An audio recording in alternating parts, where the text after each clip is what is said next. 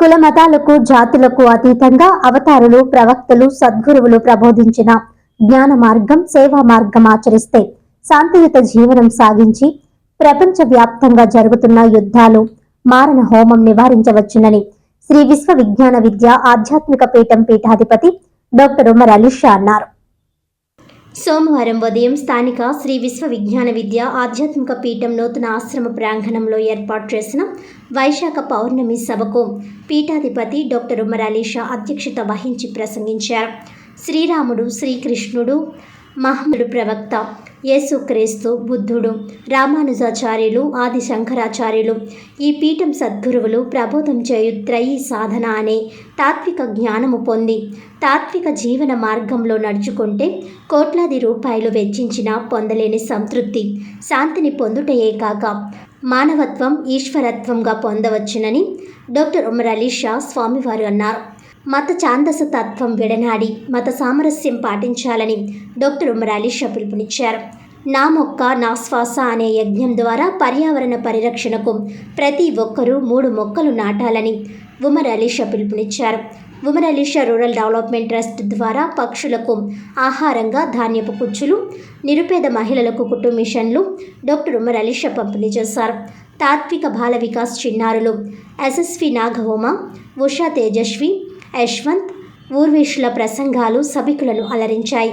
పీఠం central committee member NTV Prasad Varma తాత్విక యువ వికాస నుండి కుమారి ఉమానందిని మాట్లాడుతూ కవిశేఖర డాక్టర్ ఉమర్ అలీ షా స్వామివారు తపనతో ఉన్న గద్వాల్ మహారాణి గారికి మంత్రోపదేశం చేసిన ఘట్టాన్ని సభకు వివరించారు.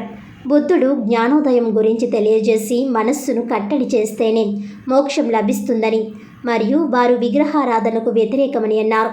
వైశాఖ పౌర్ణమి పుణ్యకాలంలో 45 మందికి పీఠాధిపతి డాక్టర్ ఉమర్ అలీ షా మహా మంత్రోపదేశం చేశారు. ఈ కార్యక్రమంలో పీఠం convener Peruri Suribabu, central committee సభ్యులు ఏవివి సత్యనారాయణ తదితరులు పాల్గొన్నారు.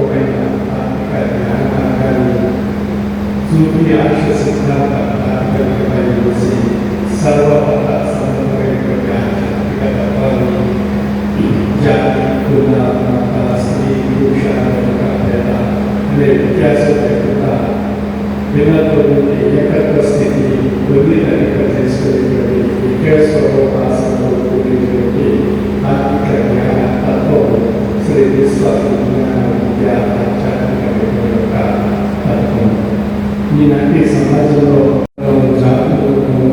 వర్గాలుగా విభజింపబడుతున్నాం. అదేవిధంగా దళిత పెద్దలైనటువంటి విద్యాసాలతో వైషమ్యాలతో మన జీవనాన్ని సాగిస్తున్నాం. అదేవిధంగా ఈనాటి సమాజంలో ప్రాంతీయ తత్వాలు పెరిగిపోతున్నాయి.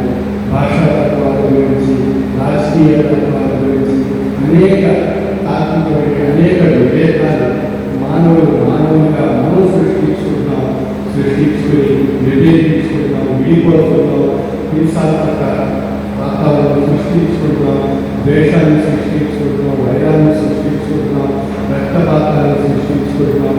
చివరికి ఉగ్రవాదం హింసావాదంగా మారిపోయి మానవుడు జంతువు కన్నా హీనమైనటువంటి స్థితిలో తన మేధస్సుని సద్వినియోగపరుచుకోలేక, తన జీవితాన్ని అర్థం చేసుకోలేక, తన జన్మను అర్థం చేసుకోలేక, తన మనుగడను సాధించలేక చివరకు అగమ్యకు వచ్చేది ఆ జీవితాలను చెల్లించడం, హింసాత్మక